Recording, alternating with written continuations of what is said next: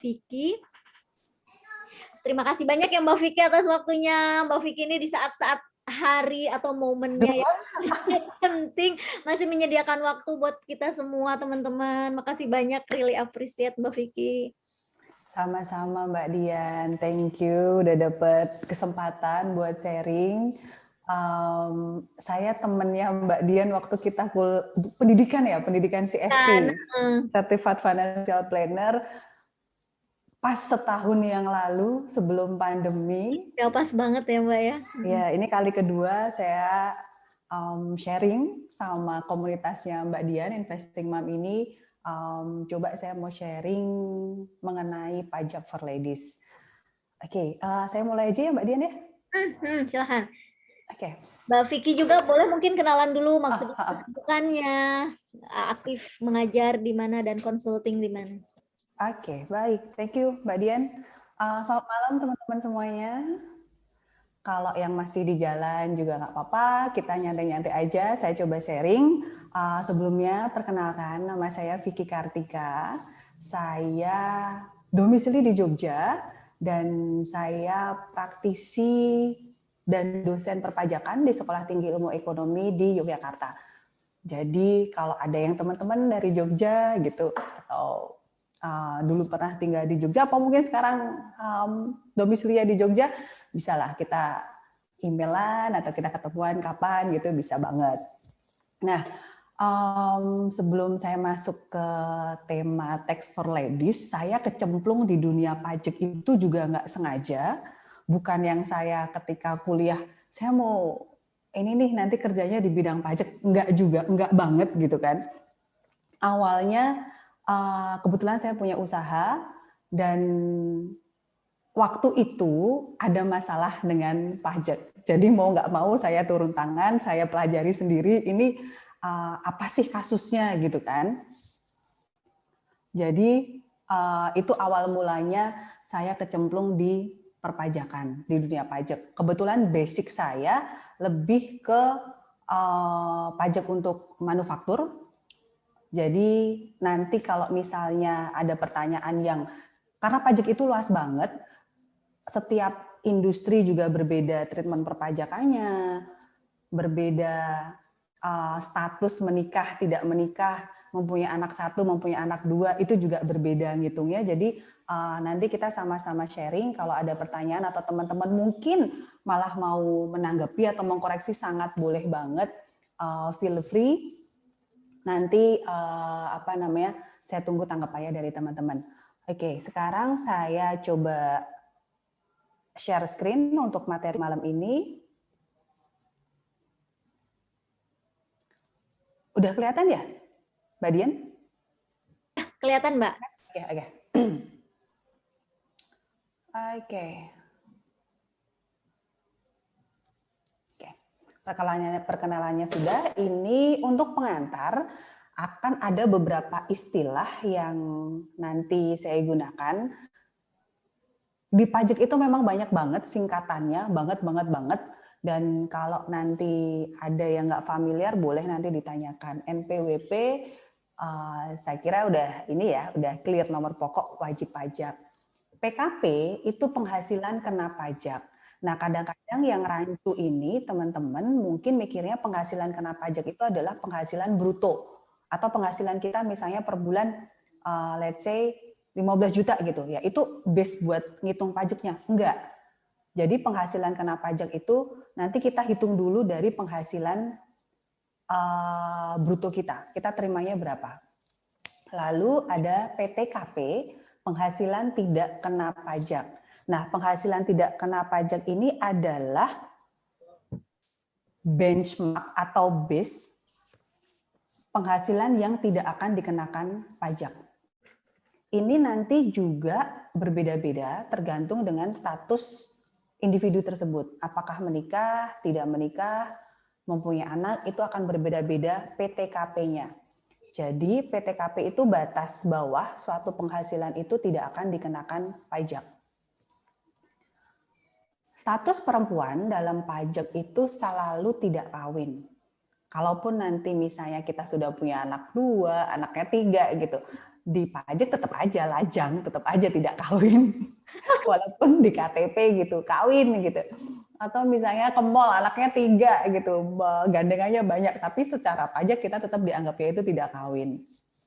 Lalu kaitannya dengan PTKP tadi, penghasilan tidak kena pajak, itu adalah 54 juta per tahun. Jadi ketika penghasilan kita di bawah 54 juta, ya nggak akan bayar pajak, tapi tetap nanti laporan SPT. Pekerjaan dalam pajak itu dibedakan jadi 3. Ada karyawan, ada pekerja bebas, dan ada usahawan. Nah, ini nanti poin perempuan telah menikah bisa memilih untuk bergabung menggunakan satu identitas NPWP suami atau memilih menggunakan NPWP sendiri. Nah, ini yang akan kita kupas lebih dalam. Sebetulnya ketika perempuan itu menikah, secara pajak dia akan lebih menguntungkan ketika pakai NPWP suami aja atau memilih sendiri-sendiri. Pajaknya tuh lebih rendah yang mana sih? Ini nanti yang akan banyak saya bahas di sini. Karena lebih murah sebenarnya di awal nih saya bilang dulu, lebih murah kalau kita gabung sama NPWP suami, tapi tergantung dengan pekerjaannya si perempuan itu apa gitu.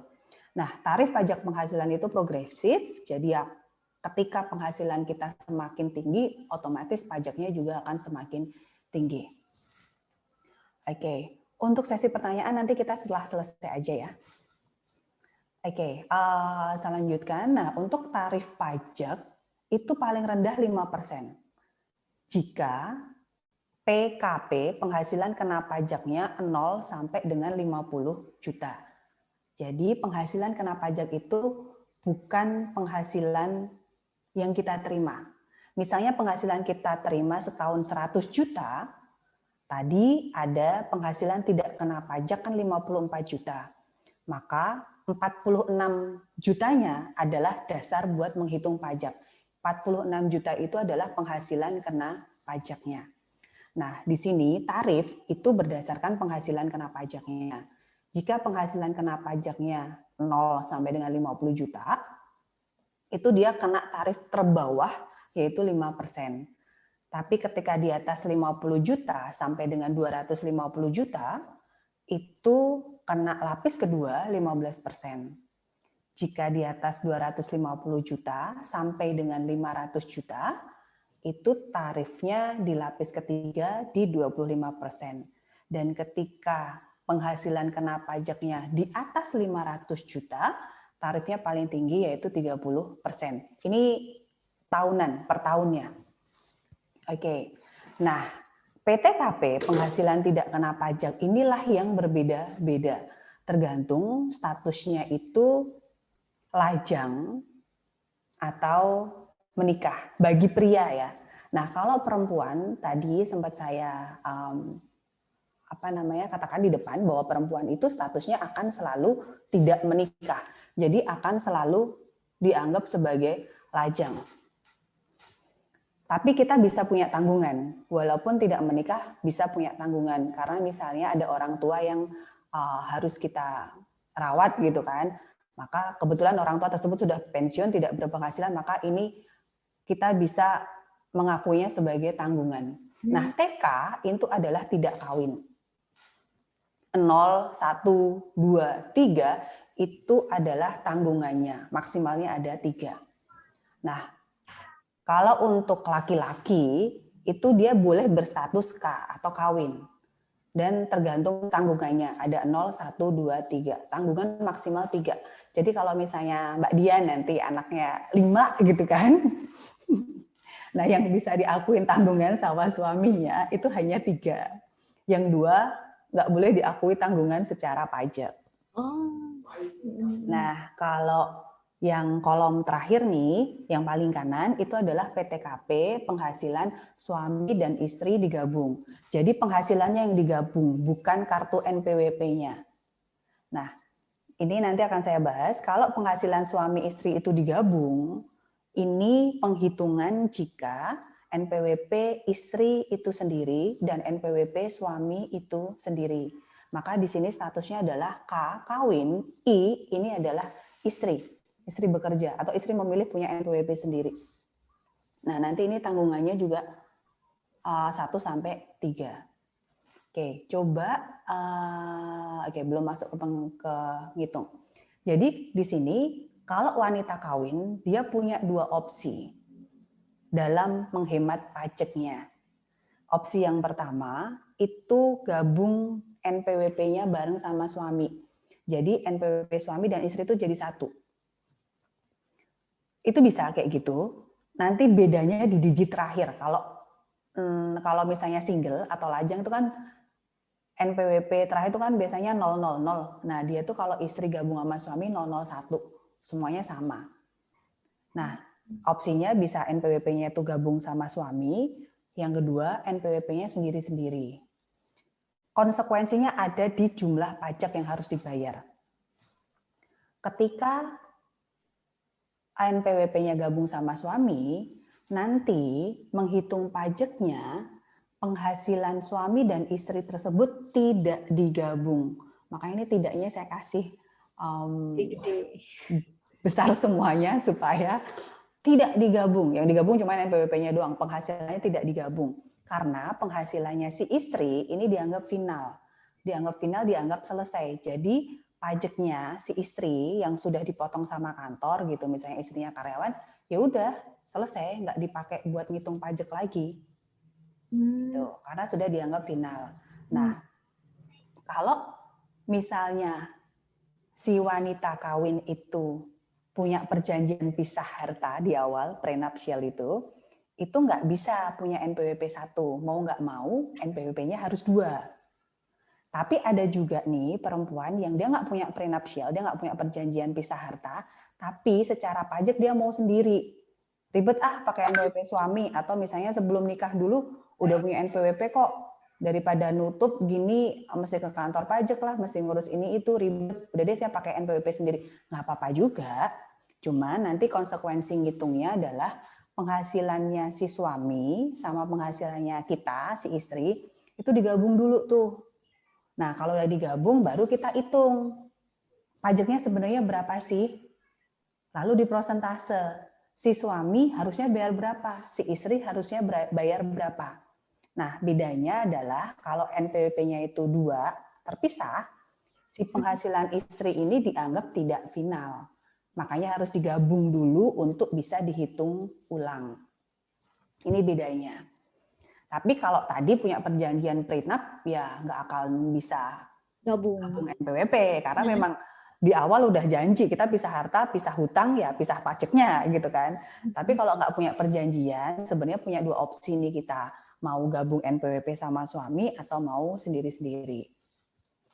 Karena di SPT itu kan ada status, saya nggak nunjukin sih di sini, cuma nanti kalau misalnya teman-teman browsing gitu, ada statusnya kakak, kepala keluarga, itu kalau buat suami atau ketika perempuan itu lajang gitu kan. Lalu ada PH, itu pisah harta. Kalau misalnya kita punya perjanjian prenup tadi. Atau HB, itu hidup berpisah, jadi misalnya udah bercerai. Sama yang terakhir itu MT, memilih terpisah. Itu untuk yang kasus kita nggak punya prenup, tapi NPWP-nya mau milih sendiri-sendiri. Itu nanti dicentangin sih di SPT-nya. Oke, nah sekarang saya coba bahas kalau misalnya memilih pakai 1 NPWP. Jadi pakai NPWP-nya suami. Nah, kalau sebelumnya si istri itu udah punya NPWP, boleh ngajuin permohonan untuk menghapus NPWP. Dan NPWP-nya yang istri itu ditutup, lalu gabung sama NPWP suami. Saya sendiri belum pernah ngurus ya, tapi sempat browsing itu cara ngurus penghapusan NPWP-nya adalah ada fotokopi buku nikah dan ada surat pernyataan tidak membuat perjanjian pisah harta. Jadi malah nggak lapor pajak ya kalau misalkan nanti kalau ketahuan ternyata dia pisah harta.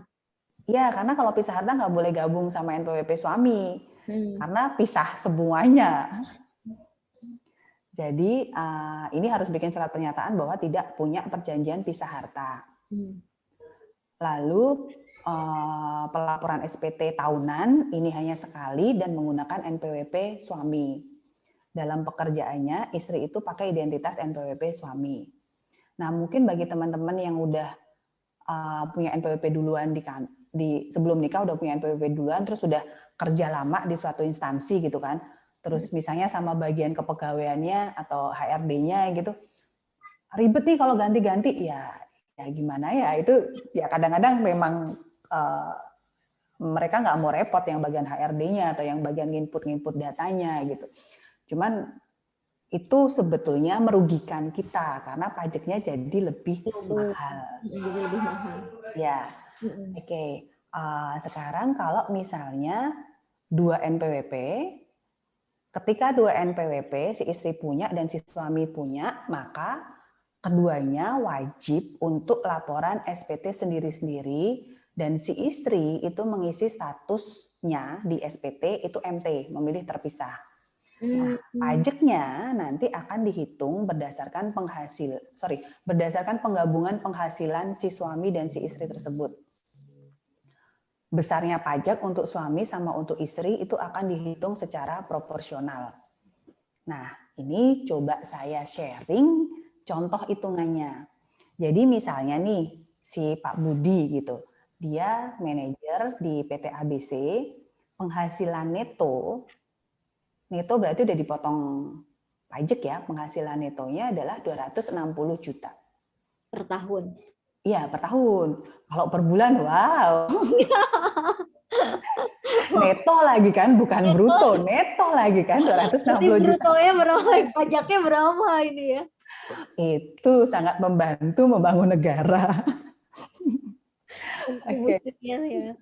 Lalu si Pak Budi ini dia nikah sama Wati, tipikal banget ya kayak dulu pendidikan ketika zaman SD Budi sama Wati, biar gampang aja sih. Kelihatan angkatannya. Ya begitulah karena kita tergabung dalam investing mom. Oke, saya lanjutkan. Jadi Budi ini nikah dengan Wati, punya 2 orang anak. Nah, Wati itu juga kerja sebagai staf keuangan di sebuah perusahaan dan mempunyai penghasilan neto 195 juta. Nah, jadi penghasilannya si Budi 260, gedean si suaminya. Nah, si istri 195 juta per tahun. Dari PT ABC, si Budi karena dia karyawan, pasti kan sudah dipotong pajaknya tuh sama perusahaan. Terimanya udah beres tuh, udah bersih. Nah, dikasih bukti potong lah. Di situ keterangannya penghasilannya sudah dipotong pajak sebesar 23.875.000. Nah, si Wati sama-sama karyawan juga udah dipotong juga tuh pajaknya sama si perusahaannya. Dipotong sebesar 16.150.000. Nah, ini saya tandingkan ketika NPWP istri gabung dan ketika NPWP istri itu terpisah dengan NPWP suami. Jadi istri punya sendiri, si suami punya sendiri. Nah, yang di sisi kiri ini, kursor saya kelihatan nggak sih Mbak? Kelihatan ya? Kelihatan. Nah, yang di sini ini NPWP istri gabung dengan NPWP suami. Nah, ketika NPWP-nya 1, penghasilan si istri itu dianggap final, jadi nggak pakai dihitung ulang. Maka di sini yang muncul hanya penghasilannya si suami, 260 juta. Lalu statusnya kan kawin, anaknya 2. Jadi PTKP-nya adalah PTKP si suami diri sendiri itu 54 juta. PTKP tadi penghasilan tidak kena pajak. Kawin 4,5 juta dan punya tanggungan 9 juta. Tanggungan itu per kepala 4.500.000. Jadi anaknya 2 makanya 9 juta. Nah, tadi dari penghasilan 260 dikurangi 67.500. Maka penghasilan kena pajaknya si Budi itu 192.500.000. Nah, buat ngitung pajaknya progresif. Jadi dari 192.500.000 ini kan tadi kena di lapis kedua. Karena lapis pertama kan tadi 0 sampai 50. Kena 5%. Lalu lapis kedua yang 50 sampai 250 itu kan kena di 15%. Tapi cara ngitungnya nggak langsung nih. 192 kan kena di lapis kedua nih. Cara ngitungnya nggak langsung 15% kali 192.500. Enggak, tetap berjenjang dulu. Jadi yang 50 juta itu kenanya 5% dulu, 2.500.000. Nah, sisanya berarti kan 142.500.000 tuh kali 15%. Nah, di sini total pajak utang dalam sebuah institusi keluarga tersebut, si Budi dan Wati, itu adalah 23.875. Sudah dibayar semua sama PT ABC, sudah dipotong semua. 23.875. Maka kurang bayarnya ada nggak? Nggak ada. Penghasilan istri gimana? Tadi udah dianggap final. Ya sudah, berarti nggak ada yang perlu dibayar lagi. Di akhir tahun, atau di waktu kita laporan di 31 Maret, nggak ada lagi yang harus dibayar sendiri. Bukan tidak ada yang harus dibayar ya. Kan sudah dipotong sama perusahaan, berarti ada yang sudah dibayar. Cuman maksud saya tidak ada yang perlu dibayar sendiri lagi, tambahan. Karena udah dipotong semua sama perusahaan di mana si Budi itu bekerja. Nah, Wati karena sudah dianggap final juga nggak perlu bayar apa-apa. Perlu laporan nggak? Enggak. Kan gabung NPWP-nya sama suami. Nah, di sini berarti tidak ada kewajiban bayar lagi. Dan total pajak yang harus dibayar itu 40.025.000. Yang suami 23 juta, yang istri 16 juta. Semuanya sudah dipotong oleh perusahaan masing-masing. Nah, ini saya tunjukkan yang sebelah kanan ketika si istri itu memilih NPWP sendiri. Nah, kalau NPWP-nya itu sendiri, maka dihitung ulang dulu. Penghasilan suami berapa sih? Penghasilan istri berapa sih? Jadi kita lihat di sini ada penghasilan neto suami, tadi 260 sama nih sama yang sebelah kiri. Penghasilan neto istri sama juga tadi di soal 195 juta. Maka total penghasilan netonya ada 455 juta. Nah, di sini beda juga PTKP-nya. Kalau tadi PTKP-nya statusnya K2, yang ini adalah KI2 karena istri itu dianggap individu sendiri terpisah. Gitu kan. Maka di sini ada PTKP suami 54 juta, PTKP istri 54 juta. Kawin 4,5 dan tanggungannya sama 2 kan, jadi 9 juta. Maka di sini penghasilan kena pajaknya 333 juta. Nah, kalau kita bandingkan dari penghasilan kena pajak, yang sebelah kiri penghasilan kena pajaknya 192 juta 500. Yang sebelah kanan ketika NPWP-nya 2, penghasilan kena pajaknya lebih tinggi, 333. Nah, dari penghasilan kena pajak itu kan base ya, base buat ngitung pajak. Base-nya aja lebih tinggi gitu. Jadi pasti pajaknya akan lebih besar. Iya. Maka kalau coba kita hitung, dia akan kena di lapis ketiga karena lebih dari 250 juta. Maka ngitungnya sama sih, yang 50 juta kena lapis pertama dulu tuh, kena 5%, jadi 2,5 juta. Nah, yang lapis kedua, itu kan sampai 250 juta. Sampai. Maka di sini 200 juta, bukan 250, karena 50-nya kan udah di lapis pertama kan.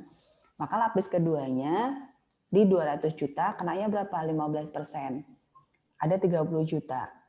Nah, yang sisanya ini kena di 25%. Totalnya yang harus dibayar itu 53 juta. Yang harus dibayar oleh satu institusi keluarga Budi dan Wati tersebut. Nah, 53 juta itu kan tanggungannya siapa nih? Si suami berapa, si istri berapa? Dihitung ulang tergantung persentase. Persentasenya si suami ngasih duit berpartisipasi dalam total penghasilan berapa sih dalam keluarga tersebut? Si suami kan ini nih kontribusinya 260 juta dari total penghasilan 455 juta. Maka dia 57% dong dari 53 juta. Nah, ini detail ngitungnya. Maka si suami itu ada kurang bayar. Dia harus nombokin sendiri dulu pakai duitnya si suami. 6.625. Si istri juga 6.725.000. Lumayan banget Bun buat beli susu, buat beli iya kan, buat beli juicer baru atau mixer gitu kan lumayan Bun daripada ya kan buat bayar pajak 6 juta gitu. Karena konsekuensi dari NPWP berbeda itu pajaknya jadi lebih besar. Nah, ini ada kurang bayar tuh yang harus dibayar oleh si suami dan oleh si istri. Nah, kalau ini diambil, kan uang suami gabungkan sama uang istri kan, maksudnya keuangannya sama. Jadi keluarga tersebut kan harus nombokin berapa? 13 juta. Ya ampun, buat tabungan kan bisa. Nah, oh ya Mbak, ini yang tadi, yang istri itu dianggap final nanti kan, kalau misalnya ini di sebelah kiri yang apa, yang disatuin. Penghasilan istrinya dianggap final kan ya. Nah itu tapi perlu dilaporin nggak di harta atau di apa? Oh, nanti di kolom SPT ada. Di kolom SPT itu ada di lembar ketiga, bukan harta. Harta ada lagi. Kenapa ini final ya? Oh ya, pendapatan yang dari pendapatan yang sudah kena pajak final gitu ya. Ya. Oke. Atau saya share nanti aja pas akhir ya. Tak coba bukain SPT-nya. Buka SPT ya. Itu nanti ada kolomnya. Jadi nggak masuk di harta sih, itu masuk di penghasilan final. Itu ada. Kita apa ya, kayak kita dapat dividen itu kan udah kan ya udah dipotong sama pajak. Kita dapat kupon obligasi juga bisa dilaporkan di sana. Oke sih. Sama, kalau kayak kita jual beli saham itu kan juga ada tuh pajak finalnya yang dipotong sama si brokernya. Atau misalnya apalah, saya nggak boleh sebut merek, boleh nggak sih Mbak? Boleh lah.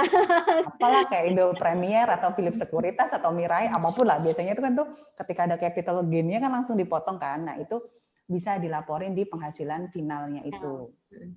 Kalau mau dilaporin, nggak dilaporin juga boleh nggak sih? Sebenarnya prinsip pajak itu laporannya adalah wajar atau tidak wajar. Jadi kalau ini sebelum bahas ke ini nanti saya lanjutin. Jadi wajar tidak wajar itu ya kalau misalnya kita penghasilannya per bulan taruhlah 200 juta.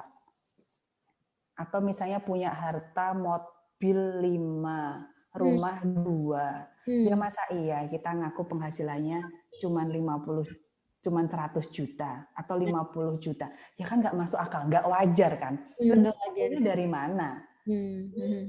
Benar. Itu ya. Misalnya mobilnya warisan gitu. Ketika nanti ditanyain, misalnya diklarifikasi atau misalnya kita kena random ya pemeriksaan gitu. Pemeriksaan itu kan random.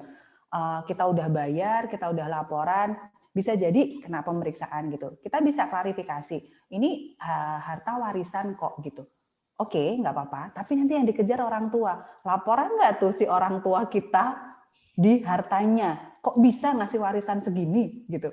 Jadi bisa berkelanjutan. Jadi sebenarnya intinya mau dilaporin atau enggak, wajar enggak sih? Ya kalau kita gaya hidupnya enggak aneh-aneh, walaupun penghasilannya 200 juta, tapi punya rumah juga 1, mobil juga 1 gitu. Enggak aneh-aneh, itu cenderung enggak apa ya, enggak terlalu memancing perhatian gitu kan.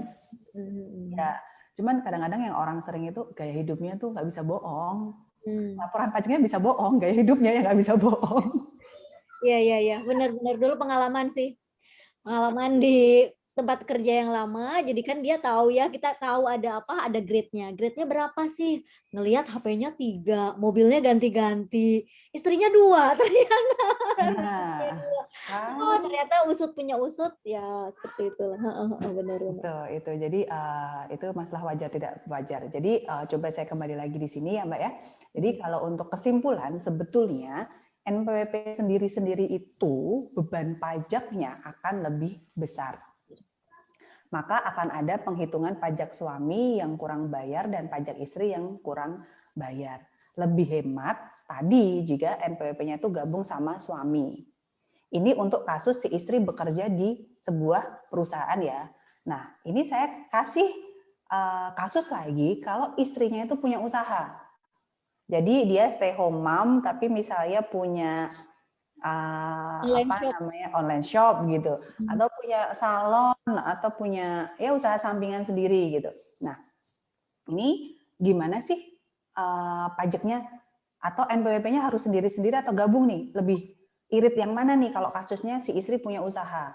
Nah, kalau si istri punya usaha, sebetulnya mau NPWP gabung atau sendiri-sendiri, nggak ada efek pengiritannya. Jadi nggak ada efek penghematannya kalau si istri itu statusnya punya usaha. Nah, kok bisa? Kita lihat di sini, sama nih tadi, Budi, tetap nih istrinya Wati, dia nggak ganti istri nih di kasus ini gitu kan. Si Budi tetap penghasilannya 260 juta. Tapi Wati itu punya usaha online shop baju anak gitu kan. Nah, usaha tersebut berbentuk perseorangan ya, bukan CV, bukan PT. Karena kalau usahanya CV atau PT, hitungannya beda lagi. Nah, ini kasusnya si usahanya Wati itu usaha perseorangan. Jadi dia legalitas badan hukumnya nggak ada. Nah, di sini tadi sama Budi itu pajaknya udah dipotong sama perusahaan tempat dia bekerja 23.875.000. Nah, pajaknya si istri gimana nih? Karena si istri usaha dan jika omsetnya di bawah 4,8 miliar per tahun, jadi kira-kira sebulan omsetnya 400 juta. Jika di bawah itu, di bawah 400 juta, maka dia bayar pajaknya, tarif pajaknya itu final sebesar 0,5% dari omset. Jadi bukan dari laba, tapi dari omset, dari penjualan. 0,5%. Jadi misalnya nih penjualannya sebulan itu 150 juta kali 0,005. Jadi bayar pajaknya cuma 750.000 karena tarifnya hanya 0,5% dari penjualan. Kalau dia punya usaha ya. Nah, ini misalnya ada contoh kasus omsetnya si Wati ini per bulannya segini, ini kalau dijumlah masih di bawah 4,8 juta. Nah, kalau 1 NPWP sama 2 NPWP ini sama total pajak yang harus dibayar. Karena si siapa namanya tadi istri punya usaha, jadi dia tetap harus bayar pajaknya, bukan kayak tadi kasusnya si karyawan gitu kan. Nah, jadi kalau di sini ketika 1 NPWP penghasilan usaha istri dianggap usaha suami, karena kan tadi NPWP-nya 1 kan. Nah, kalau misalnya 2 NPWP ya penghasilan usaha istri dianggap usaha istri.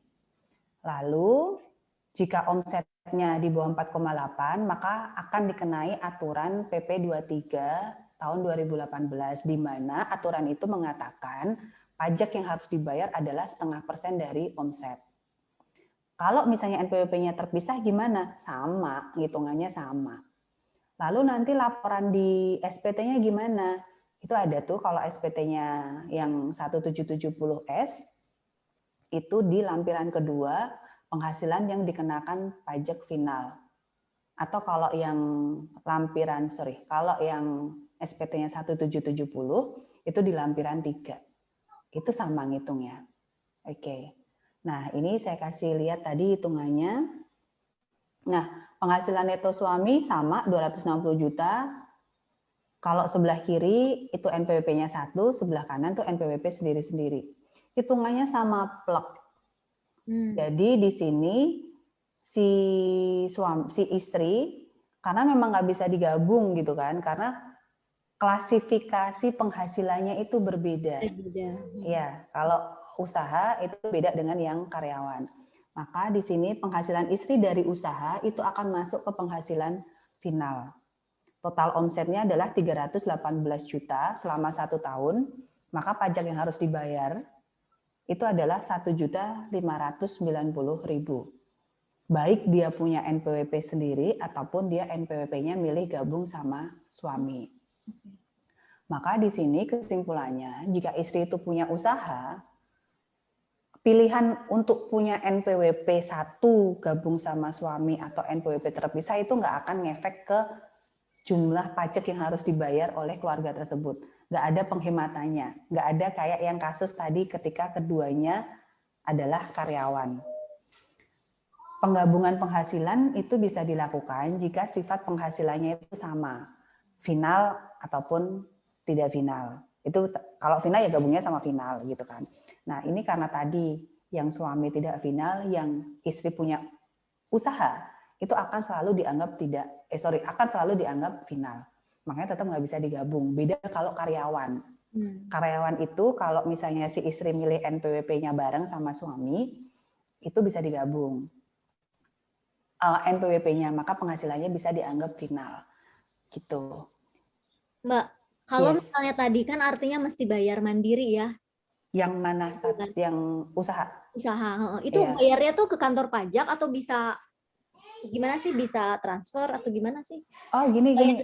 Belum pernah ngalamin untuk bisa bayar sendiri, dan kebetulan kan sekarang misalnya ada penghasilan dan pasti kan harus dibayar kayak gitu.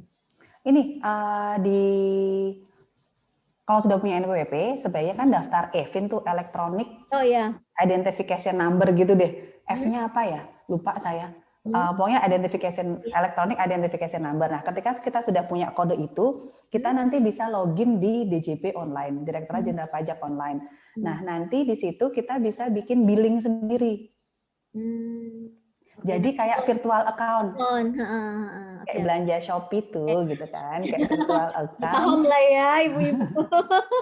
Jadi modalnya kayak virtual account itu. Jadi nanti kalau misalnya saya seringnya sih pakai BCA. Jadi familiarnya di menunya BCA itu nanti ada menu pembayaran, nanti pembayaran negara, itu nanti ada pajak. Jadi tinggal masukin si ID billing tadi yang kayak virtual account itu. Tapi bukan virtual account sih, tapi namanya ID billing. Masukin kodenya itu, nanti ya udah pembayarannya akan langsung masuk ke rekening negara. Gitu sih. Pakai ATM juga bisa, cuman saya belum pernah malahan kalau pakai ATM. Harusnya bisa sih, bisa karena identifikasinya sama. ID billingnya itu sama. Kalau mandiri, saya pernah, menunya agak-agak ini ya, agak-agak lebih complicated gitu. Jadi saya lebih cenderung memilih ke yang bank sebelah. Ini bukan karena apa-apa sih, karena lebih mudah aja. Lebih sering pakai itu. Jadi gitu kalau untuk masalah pembayaran. Ini materi dari saya. Kalau teman-teman mau nanya, silahkan, boleh banget. Kalau saya bisa jawab ya, saya akan jawab segera. Kalau saya nggak bisa jawab malam ini, mungkin besok tak jawab melalui Mbak Dian ya. Karena ya itu tadi di awal pajak ini luas banget. Bisa jadi saya nggak familiar gitu. Jadi saya mohon maaf, tapi saya akan jawab di kemudian hari supaya nggak salah sih. Oke, makasih banyak nih Mbak Vicky. Tepuk tangan dulu teman-teman buat Mbak Vicky. Penjelasannya ternyata banyak juga pertanyaannya yang udah kejawab sebenarnya nih, kayak gini. Jadi tadinya istrinya kerja, kemudian jadi stay at home mom nih sekarang. Nah, apakah perlu mengurus NPWP yang baru tuh si suaminya, apa nggak usah gitu? Jadi cukup menutup istrinya aja. Menutup istrinya aja. Ya, berarti nggak ada NPWP yang baru ya? Nggak ada. Nanti dia gabung tuh sama suami. Nanti kalau misalnya mau minta kartunya itu nanti dicetakin kodenya jadi 001 di belakangnya. Nah, terus yang ini Mbak izin tanya, kalau istri ASN, suami pegawai swasta, bisa pilih opsi NPWP masing-masing, tapi pajaknya digabung. Maksudnya tuh punya 2 NPWP, tapi pajaknya digabung tuh maksudnya perhitungannya 2 kali atau gimana nih? Karena yang saya tahu penghasilan saya dan suami sudah dipotong pajaknya per bulan bersih. Artinya ada 2 NPWP berarti memang sudah dipotong dua-duanya ya, dan sudah bersih, berarti dilaporkannya SPT-nya masing-masing kalau kayak gitu ya Mbak ya? Iya, masing-masing. Selalu dianggap single kan, tadi ya tidak kawin. Iya, karena NPWP-nya itu masing-masing, memang yang sering kita pahami, kan saya udah dipotong sama perusahaan, kan saya nggak perlu bayar lagi. Tapi karena NPWP-nya itu 2, ya kan, itu digabungin dulu penghasilannya suami sama istri, sama kayak yang tadi saya kasih contoh di pertama, walaupun ASN gitu kan, maksudnya entah itu ASN ataupun di perusahaan swasta, memang semuanya akan langsung dipotong tuh sama pemberi kerja. Gitu. Nah, karena NPWP-nya itu 2, konsekuensinya memang harus dihitung dulu penghasilannya suami berapa, penghasilannya istri berapa. Lalu di prosentase. Kecenderungannya akan ada kurang bayar. Pasti akan ada kurang bayar. nggak bisa jadi nggak banyak, bisa jadi ini kasusnya karena 6 jutaan gitu. Bisa jadi nggak banyak, tapi mekanismenya karena NPWP 2 itu harus dihitung ulang dulu gitu. Karena ya ini tadi di PTKP-nya si ASN, si istri, itu kan di statusnya di sana akan TK.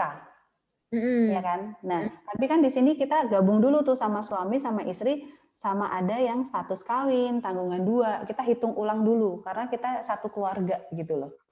Walaupun NPWP-nya 2. Memang konsekuensi NPWP 2 kecenderungannya akan kurang bayar. Terus ya. Jadi pas pelaporan SPT itu harus dihitung ulang sebetulnya ya Mbak ya? Harus dihitung ulang. Kebanyakan tuh karena ngerasa udah dipotong kok sama perusahaan tempat bekerja gitu. Kebanyakan seperti itu. Tapi ya itu tadi, kalau misalnya kena pemeriksaan itu kita menghitungnya salah gitu loh. Jadi akan ada kurang bayar yang harus dibayarkan ketika ditemukan gitu sih. Kalau misalnya kita mau perbaikan juga nggak apa-apa, bayar ulang lagi gitu. Tapi karena cara menghitungnya salah. Jadi kalau misalnya suami lapor SPT dengan seperti halnya sebelah kiri, 1 K2 statusnya. Terus istri lapor SPT dengan statusnya TK. Itu berarti sebetulnya kurang tepat kayak gitu ya? Iya. Statusnya benar sih TK gitu Ya, kan. tapi harus dihitung lagi ternyata kalau ketahuan. Tapi kan selama ini nggak pernah ya Mbak ya. Maksudnya kan dulu waktu saya kerja itu kan ya kayak gini gitu. Jadi maksudnya tuh si suami K2, kemudian saya jadinya hitungannya TK. Jadi saya lapor SPT, suami lapor SPT, dan kemudian ya nihil aja. Ternyata di situ harusnya kurang ya. Itu tuh sebetulnya artinya kita tuh selalu kurang bayar terus ya Mbak ya kalau misalkan kayak gitu. Iya. Cuman kalau saya gini, sempet sih ngobrol sama orang pajak itu, yang akan sering kena pemeriksaan tuh yang kayak apa sih gitu kan? Itu tuh biasanya kalau kita punya usaha satu, jadi SPT-nya yang 1770. Sama kalau karyawan itu kita kecenderungannya untuk kayak random gitu tuh kemungkinannya jauh lebih kecil daripada ketika kita punya usaha. Katanya sih gitu. Cuman ya itu tadi, saya sih belum pernah gitu kena kasus, semoga jangan. Kalau untuk yang SPT pribadi ya, tadi seperti yang saya bilang pas di awal tuh saya kecemplung dunia pajak itu ya karena kena masalah untuk usaha. Kebetulan usahanya berbentuk PT dan itu yang kena gitu loh. Jadi bukan SPT pribadinya sebenarnya. Gitu. Oke. Lanjut ya Mbak. Saya sudah resign nih. Apakah saya harus menutup NPWP-nya? Nah, yang tadi kalau misalnya udah jadi stay at home mom, sebetulnya sih walaupun kita kerja dan kita di rumah, sebaiknya sih enaknya lebih enak digabung ya, tetap ya dalam satu kesatuan NPWP yang sama kalau memang nggak ada pisah harta tadi ya. Betul. Atau kalau misalnya nggak mau nutup, biar nggak usah laporan tuh bisa sih statusnya di nonaktif apa non efektif gitu, NE kalau nggak salah itu statusnya bisa tuh minta pengajuan ke kantor pajak. Biar kita kayak nggak bisa online gitu ya di update statusnya jadi nonaktif. Kayaknya tuh nggak bisa deh, yang NE tuh kayaknya harus ke sana gitu deh. Kalau bisa juga enak. Cuman nggak tahu nih, mungkin pandemi kayak gini dia punya yang sistem update-nya. Karena banyak yang dulu minta surat keterangan harus datang, itu sekarang dia udah bisa pakai di halaman di JP online-nya. Saya belum pernah ngecek menunya sih, yang untuk non efektif itu bisa nggak online. Oke. Bisa saya cek sih nanti habis ini. Oke, ini dari Mbak Nana, kalau ibu rumah tangga terus punya sampingan online, tadi harusnya udah kejawab ya Bu ya, jadi tadi berapa? 0,5% ya, 0,5% kalau omsetnya kurang dari 4,8 M ya. Lihat per tahun. Nah, kalau ini kebalik nih, kalau suaminya yang punya usaha, istrinya yang kerja, saat ini suaminya belum punya NPWP. Nah, apakah digabung ke istri? Ada nggak sih case harus ngegabung ke istri? Tapi kan istri tadi selalu dianggap tidak kawin di dalam catatan. Nah, itulah kalau yang di Indonesia itu kan apa sih, kita masih mengerunut patriarki ya. Jadi dianggap laki-laki itu yang harusnya bekerja gitu. Heeh. Nah, laki-laki bisa nggak misalnya digabungnya ke istrinya? Berarti kan seakan-akan istrinya yang bekerja, istrinya yang punya penghasilan nih, suaminya enggak gitu kan. Nah, kasus seperti itu setahu saya bisa terjadi ketika kita dapat surat dari RT bahwa suaminya nggak bisa bekerja atau misalnya lagi di PHK gitu. Karena ya itu tadi undang-undangnya tuh dibuat mengikuti garis patriarki karena seakan-akan laki-laki yang suaminya yang harus bekerja gitu kan. Nah, kalau untuk kasusnya ini bisa nggak digabungkan ke istrinya? Setahu saya kasus untuk digabung ke istri itu ketika suami nggak bekerja gitu loh. Kalau ini kan suaminya punya usaha kan sebetulnya kan, gitu. Tapi usaha gitu.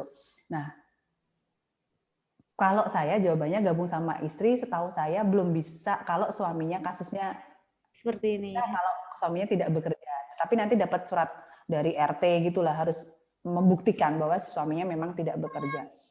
Kalau ini mungkin karena baru awal-awal misalnya usahanya, bisa aja sih dilaporin ke istrinya dulu aja. Tapi nanti kalau memang sudah mulai settle, ya lebih baik Dan hukum ya. ya badan hukum atau punya NPWP sendiri.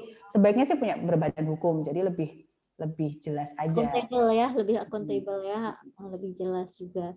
Nah, Mbak, kalau NPWP pisah, lapor SPT-nya harus gabung. Justru kalau NPWP pisah, lapor SPT-nya sendiri-sendiri tadi ya, tapi dengan perhitungan ulang gitu ya. Betul. Jika suami bekerja di luar negeri dan ada penghasilan dari Indonesia. Nah, ini juga sering nih sering banyak case yang seperti ini. Kalau misalkan suaminya kerjanya di luar negeri. Dan dulu kayaknya saya ngalamin sih. Ini suaminya punya NPWP nggak? Punya NPWP, suaminya punya NPWP, tapi kan di sana, di penghasilan di sana kan udah dipotong pajak juga kan, maksudnya waktu dulu tuh kan suami saya kerja di Singapura gitu, jadi penghasilannya kan udah dipotong pajak di sana kayak gitu. Sebaiknya itu gimana sih Mbak? Nah itu nanti ada lagi sih Mbak penghitungannya. Kalau misalnya dapat penghasilan dari luar negeri, itu kita ngelihat juga luar negerinya di mana, ada nggak perjanjian perjanjian tax treaty antar dua negara tersebut, itu ada atau enggak gitu. Kalau misalnya ada yang sudah dipotong di luar negeri, itu bisa buat mengurangkan pajak kewajiban di Indonesia. Tapi dengan catatan penghasilannya di luar negeri digabungkan dengan penghasilan di Indonesia, lalu dihitung ulang dulu. Nah, yang sudah dipotong di luar negeri itu berapa? Itu bisa sebagai pengurang dari jumlah pajak yang harus dibayar. Jadi nggak double sih, nggak double bayar gitu loh. Karena kan di Singapura udah dipotong tuh.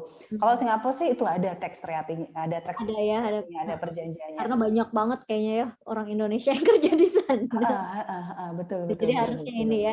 Kecuali kalau misalkan perjanjian negaranya sendiri tuh nggak punya perjanjian bilateral gitu kan? Kalau mana yang cukup jauh. Nggak ada tax rating perjanjiannya. Tapi kalau untuk hitungannya berapa? Saya cek dulu, maksudnya berapa penghasilannya gitu kan, nanti tarifnya soalnya beda-beda mungkin ya setiap negara juga.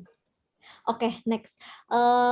Kalau misalnya ada seorang bisnis mana tadi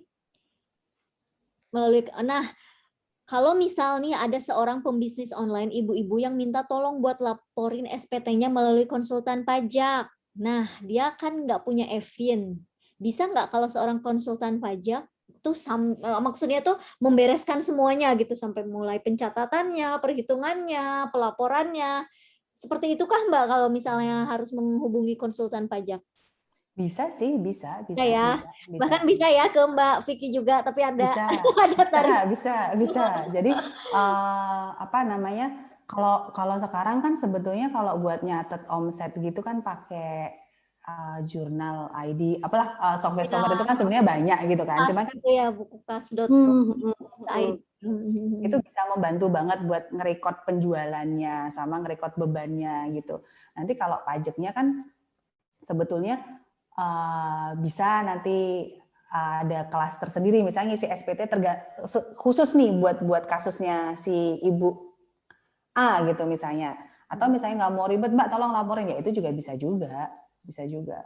Oke, next ya Mbak. Nah ini kasusnya istrinya freelance. Jadi kalau pendapatannya dari freelance itu sifatnya sama nggak sih Mbak dengan penghasilan gajian? Freelance itu, Kalau tadi kan kalau usaha agak beda ya. ya usaha beda.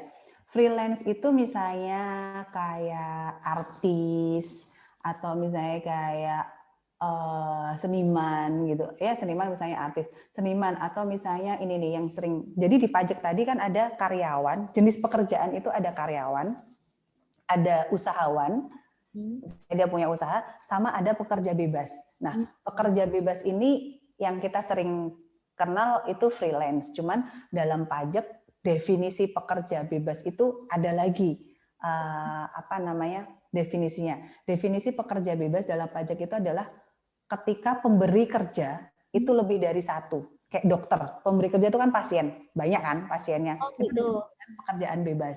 Atau misalnya agen asuransi, itu kan kliennya banyak kan, konsultan. Itu adalah jenis pekerjaan yang masuk dalam kategori pekerjaan bebas. Nah, kalau pekerjaan bebas biasanya pajaknya udah dipotong sama pemberi kerja.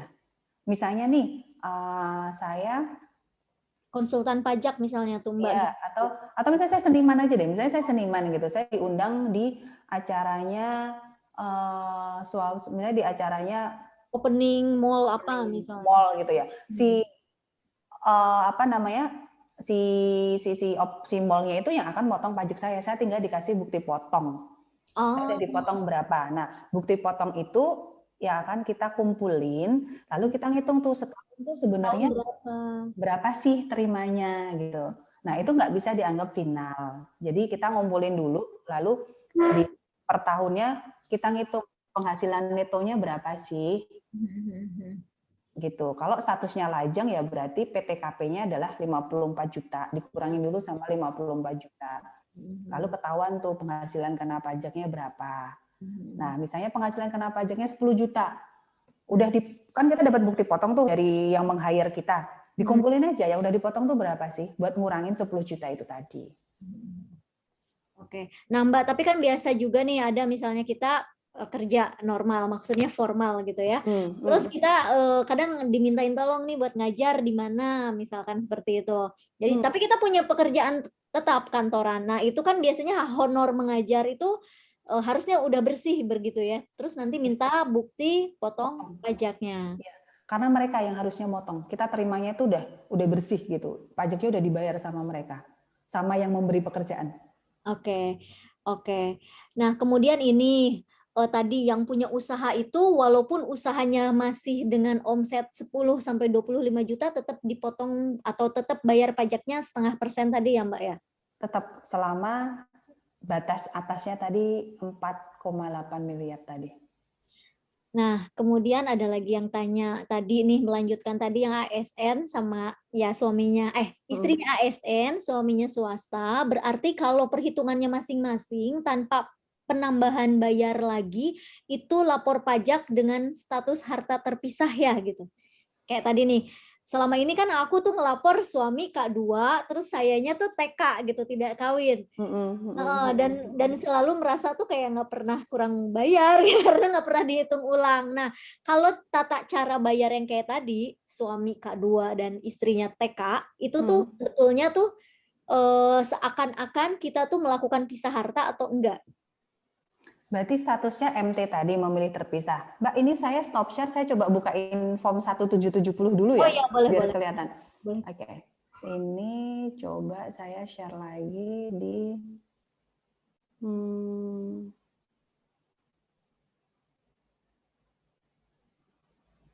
kok live meeting? Bentar.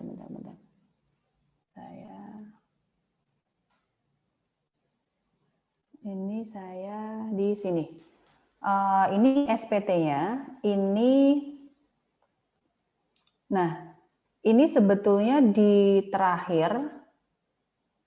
Oh, dia nggak ada nih. Di kolom terakhir itu ada kolom yang untuk mengisi penghitungan ulang istri sama suami. Coba saya browsing dulu, download PDF. MT.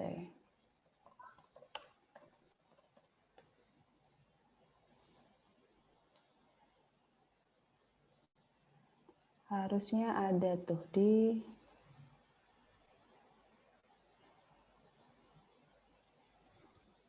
kolom mod ya Mbak saya. Jadi karena kalau kita nggak pernah ngisi yang kolom bagian terakhir, itu tetap nggak akan kelihatan kita kurang bayar karena kita selalu ngisinya K gitu kan. Ketika kita ngisi MT di sini ngisi MT, kita tuh harus ngisi di kolom terakhir untuk suami berapa, untuk istri berapa. Ini saya lemot ininya tampilannya. Atau boleh di-share aja linknya kali Iya, ya. nanti Di aja ini Mbak di kolom chatting. Oke, ini petunjuk umumnya SPT-nya. Nah, kalau dia petunjuk umum. Oke, 2020 1770. Oke, coba deh.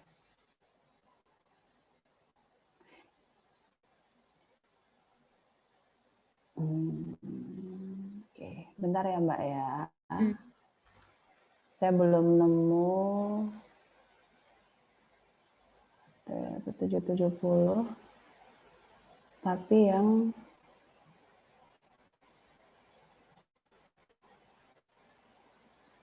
nah, ini di bagian ini dia. Nah, lembar penghitungan pajak penghasilan terutang bagi wajib pajak yang kawin dengan status perpajakan suami istri pisah harta atau MT. Jadi memang kalau kita ngisinya di awal ini tidak kawin kan kita akan selalu ngisi kakak kan? Karena perempuan kan tidak kawin. Ya berarti kita memang nggak akan kurang bayar gitu loh. Tapi kan yang harusnya dihitung ketika kita punya 2 NPWP, suami istri itu punya 2 NPWP, harusnya kan ngisinya MT dan harusnya ngisi di kolom tadi, paling terakhir tadi. Yang di sini. Yang di lembar penghitungan. Ketika kita punya 2 NPWP ya, suami sama istri, kita tuh jangan milih TK. Tapi milihnya MT gitu ya. Milih TK-nya karena kita akan selalu TK dalam hitungan pajak yang dipotong oleh si perusahaan di tempat kita memberi kerja. Tapi kan kita punya kewajiban buat laporan sendiri kan, SPT-nya kan, SPT tahunan. Nah, SPT tahunan itu kalau kita suami istri dan NPWP-nya sendiri-sendiri, kita jangan ngisi KK, ngisinya adalah MT. Kita aja atau suaminya juga? Suaminya ngisinya kakak tetap, tapi di bawah dia juga ngisi form penghitungan terpisah tadi itu loh Mbak. Gitu, karena konsekuensi dari 2 NPWP itu memang harusnya penghasilannya dihitung ulang. Gitu. Tapi kalau kita ngisi kakak juga potensi buat ketahuannya. Semoga ini nggak ada orang pajak yang bergabung di sini. Jadi sebenarnya maksudnya karena tadi kalau statusnya dia karyawan sih kecenderungannya akan nggak potensi diperiksa kan selalu ada gitu kan, tapi derajat untuk lebih duluan mana nih gitu kan, mereka juga lebih mementingkan karena kalau usaha karena kecenderungan omsetnya juga omsetnya besar gitu kan, itu mereka akan ya kan nyari yang potensial lebih besar dulu. Betul, pasti akan ngejar WP-WP yang kelas kakap dulu lah ya. Yang kelas kakap itu mungkin malah financial engineering-nya lebih canggih juga. Gitu kan, benar-benar kayak aduh nyelipin akunnya di mana gitu kan biar bisa jadi pengurang-pengurang pajak. Sengaja misalkan bunganya digedein tapi ternyata gitu-gitulah ya. Ya, bisa jadi gitu. Jadi sebenarnya kalau untuk yang tadi NPWP-nya 2 itu mau nggak mau harusnya ngisinya MT memang, dan itu ngisi di kolom yang paling bawah. Cuma kalau kita ngisi KK, ya Ya kalau nggak tahu ya seringnya sih memang begitu, ngisinya kakak gitu dan nggak ada maksudnya kita nggak tahu kalau ada kurang bayar gitu loh. Cuman kalau misalnya nanti pemeriksaan atau ketahuan ternyata kita menghitungnya selama ini salah. Oke. Paham. Nih Mbak, terus kemudian kalau misalnya suami itu punya penghasilan double, jadi di luar negeri dapat, di Indonesia juga dapat tadi ya. Jadi targetnya negara tertentunya negara apa gitu ya. Jadi biasanya bisa jadi pengurang untuk kewajiban bayar pajak di Indonesianya gitu ya. Kalau Kebanyakan negara sih udah punya perjanjian, Mbak. Jadi kebanyakan sih punya bisa jadi pengurang. Bisa jadi pengurang. Iya, pengurangnya itu berapa? Apakah misalnya dibayar di sana 50 juta? Apakah 50 jutanya itu akan bisa jadikan pengurang semua? Tergantung nanti hitungannya.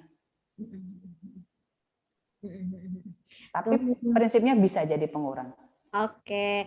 Nah, kemudian ini yang terakhir, berarti tetap perlu lapor SPT ya, Mbak, untuk part-time dan freelancer. Sebaiknya iya ya. Kalau punya NPWP, jadi ketika kita punya NPWP, kewajibannya itu adalah bayar, dan lapor. hitung, bayar, lapor. Kalau saya nggak punya penghasilan kan berarti hitungnya nggak ada yang dihitung, bayarnya juga nggak ada. Tapi kan ada lapor. Kewajibannya ada 3, hitung, bayar, lapor. Itu aja sih ketika kita punya NPWP. Jadi ketika walaupun nggak punya penghasilan, kewajiban lapornya tidak yang gugur gitu loh. Oke. Sip. Oke, ada yang raise hand, Mbak Denisa Alfionita. Boleh deh ya, satu orang untuk boleh. Mbak Vicky ini masih ada waktu? Boleh. Mudah-mudahan besoknya lancar ya, Mbak. Boleh Mbak Denisa, kalau mau open mic, ini raise hand.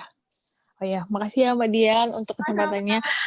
Iya Mbak, aku mau nanya. Dulu kan saya udah kerja dan untuk SPT-nya rutin dilaporin dan dibayar. Nah kebetulan saya kan udah resign nih. Terus untuk suami saya itu masih belum PKP, jadi masih PTKP kan. Nah itu baiknya saya tetap lapor seperti biasa, walaupun nggak ada penghasilan, atau NPWP saya tutup, terus saya tetap gabung ke NPWP suami, tapi nihil-nihil aja gitu. Gimana? Ya, kalau saya lebih baik gabung sama suami dan nihil-nihil aja. Karena kalaupun nanti Mbak Denis, misalnya nanti ini kan sekarang ini usaha suami ya, yang sekarang berarti tidak ada, belum bekerja lagi gitu kan? Saya. Nah, ya, tapi kan nanti misalnya ada kemungkinan bekerja lagi, kan tetap bisa pakai NPWP suami dan jatuhnya pajaknya akan lebih murah juga gitu loh. Oh iya. Tapi nggak apa-apa ya Mbak, maksudnya tetap nihil-nihil aja gitu nggak apa-apa kan ya? Ya kan memang PTKP memang harus nihil aja kan Mbak, ya nggak apa-apa gitu. Oke Kecuali deh, kalau yang sebenarnya nggak nihil tapi dinihilkan. Oh iya. Itu kan beda kasus tuh. Iya. Iya, makasih ya Mbak. Oke, sama-sama Mbak. Oke, teman-teman, kalau nggak ada yang mau bertanya, sebelum kita tutup, boleh foto bareng kali ya Mbak Vicky ya? Nanti boleh banget. Nih teman-teman boleh juga sambil sharing ke sosial medianya, jangan lupa tag aku sama tag Mbak Vicky Kartika ya. Aku akan buka Instagram. Oke teman-teman, kalau misalkan belum ada yang bertanya lagi, Mbak Vicky boleh mohon izin untuk stop share. Oke, sorry. Oke, mungkin yang bisa buka kamera boleh dibuka kameranya biar kelihatan nih ibu-ibu sebelum tidur, sebelum menidurkan anak juga kali ya. Nggak apa-apa, boleh siapa yang mau buka kamera? Nah, halo Mbak Andin, Mbak Sati, Mbak Devi. Halo Mbak. Aku seneng loh kalau banyak ada yang kelihatan kamera. Asik ya, halo. Ternyata di sini Mbak Wulan juga ada. Ada lagi yang mau buka kamera? Keren, investing mom banyak banget. Oke, kayaknya sebagian udah ada yang live juga. Nggak apa-apa. Ayo kita foto dulu aja. Bentar. 1, 2, 3. 1, 2, 3. Bentar, satu kali lagi say cheese. 1, 2, 3. Oke, teman-teman semua, terima kasih banyak atas waktunya. Mbak Vicky juga, terutama buat Mbak Vicky, makasih banyak atas pencerahannya. Ternyata banyak banget ya kita yang baru tahu kalau selama ini ternyata kita banyak, oh salah, ternyata harus dihitung dulu, ternyata emang lebih hemat disatuin, kemudian juga kalau punya freelance maupun punya usaha harusnya bisa tetap dilaporkan kayak gitu. Tapi tadi sebetulnya para pekerja pajak, bukan para pekerja ya, para instansi pajak itu biasanya akan memprioritaskan tadi ya Tapi WP. bukan berarti nggak laporan loh, Mbak. Ya, bukan berarti yang laporan, betul. Sebaiknya dengan mengetahui ilmu ini justru akan terus memperbaiki bagi kita gitu. Ya.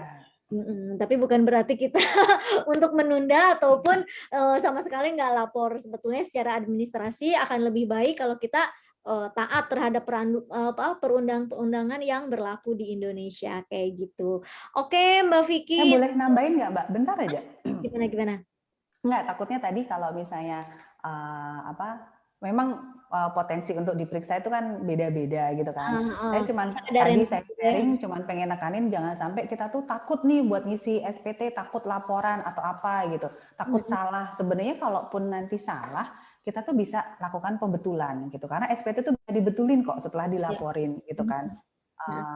Terus wah ini nggak bakal diperiksa. Ya, kemungkinannya tetap pasti akan ada. Jadi sebaiknya nggak perlu nih kita takut nih buat laporan-laporan aja. Kalaupun salah nanti juga bisa pembetulan gitu.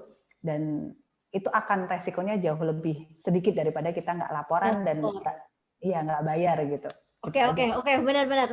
Maaf, mungkin ya statementnya tadi emang benar apa yang dikatakan Mbak Vicky, justru jangan takut untuk nggak melaporkan, yang paling prioritasku tetap dilaporkan, kalaupun salah nanti bisa diperbaiki. Ya, ada pembetulan. Karena kalau tidak melaporkan justru nanti akibatnya akan lebih, mungkin akan lebih parah gitu kan, ya akan lebih fatal gitu. Kalau misalkan kita nggak melaporkan sama sekali atau bahkan nggak membayar sama sekali seperti itu, betul-betul. Oke Mbak Vicky, atau ada pesan-kesan yang lain atau mungkin ya buat teman-teman tadi di sini semuanya udah pada lapor SPT atau belum nih? Saya belum. Masih ada waktu berapa hari lagi Mbak? Sampai tanggal besok sih, tinggal besok laporan aja, ngumpulin berkas dulu besok laporan. Soalnya kadang-kadang bukti potong itu misalnya kayak tadi pekerja bebas gitu, kadang-kadang yang ngasih pekerjaan tuh suka nggak ngasih bukti potong, harus diminta dulu. Oh, benar. Jadi misalnya kalau misalnya kayak ngajar disuruh ngisi seminar misalnya di mana gitu kan, misalnya ada honornya, itu kadang-kadang yang ngisi tuh nggak yang ngasih pekerjaan tuh nggak langsung ngasih bukti potongnya, harus diminta dulu gitu. Kadang-kadang yang lama itu sih kadang kendalanya di situ. Oke. Ini masih ada apa mau tanya lagi? Boleh Mbak. Kan boleh. Langsung open mic aja kali ya Mbak Lis ya, biar langsung pertanyaan terakhir spesial buat Mbak Lilis. Halo Mbak Lis. Ya. Halo, makasih banyak ya Mbak. Ya. Kalau misal nanti berubah nih digabung sama suami, terus berarti si NPWP-nya kita laporkan ke ini juga ya Mbak, kayak bank, sekuritas, kayak gitu-gitu. Iya, ngerubah data. Oh. Tapi kalau sekuritas kan kita kenanya final, Mbak. Yeah. Kalau misalnya penghasilan kita bukan karyawan ya, cuma maksudnya kita punya manage portfolio sendiri gitu kan. Berarti kan itu penghasilannya final. Kalau penghasilannya final, mau gabung atau mau enggak tuh nggak ngefek di hemat atau enggak gitu loh. Bukan, maksudnya tadi kan yang saya karyawan, suami karyawan, akhirnya kita mau gabung nih misal, berarti kan ada perubahan NPWP nih. Iya. Berarti harus dilaporkan ke semua pihak yang menggunakan NPWP itu ya? Yes, betul. Ke perusahaan, karena mereka kalau nggak dikasih tahu tetap bukti potongnya atas NPWP Mbak yang lama kan, padahal kan kita nggak aktif. Oke. Ini Mbak Wulan mau tanya juga nih kayaknya raise hand sekali lagi aja ya Mbak Vicky ya. Yes. Sampai 20-30. Halo Mbak Wulan. Ya, terima kasih atas waktunya. Mbak mau tanya, misal saya ini kan karyawan, tapi untuk gajinya tidak sampai minimal pajak. Nah, itu apakah wajib lapor SPT ya? Soalnya masih baru banget bikin NPWP dan masih kurang paham gitu. Makasih sebelumnya. Iya, Mbak Bulan. Tadi kalau punya NPWP, kewajibannya langsung melekat 3. Hitung, bayar, lapor. Jadi kalau misalnya tadi di bawah PTKP, hitung bayarnya kan gugur nih. Tapi lapornya tetap, Mbak, karena konsekuensi punya SPT itu tetap harus laporan. Dilaporin aja, jadi kan nanti di mana ngisi penghasilan ya sesuai penghasilannya berapa, PTKP-nya misalnya penghasilan 50 juta misalnya, PTKP-nya kan 54 tuh. Berarti kan penghasilan kena pajaknya 0. Orang 50 dikurangi 54 kan minus kan, berarti kan 0, berarti kan nggak bayar pajak, nihil. Tetap dilaporin, Mbak. Tetap dilaporin tapi 0 gitu ya. Iya, tapi nggak bayar. Karena ketika punya NPWP tadi itu kewajibannya ada 3 yang melekat. Iya, benar-benar. Oke deh teman-teman semua.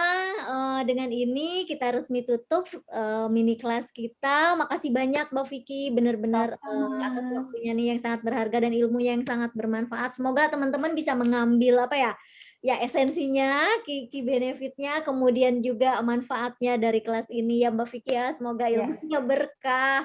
Ini sangat-sangat bermanfaat terutama buat kita nih ibu-ibu yang banyak ya habis nikah terus langsung jadinya jadi stay at home mom, ternyata ya sebaiknya disatuin aja. Tapi walaupun emang masih bekerja juga sebaiknya memang disatuin aja ya tadi ya. Lebih ngirit benar-benar. Oke, makasih banyak teman-teman. Silahkan dengan ini kita tutup ya.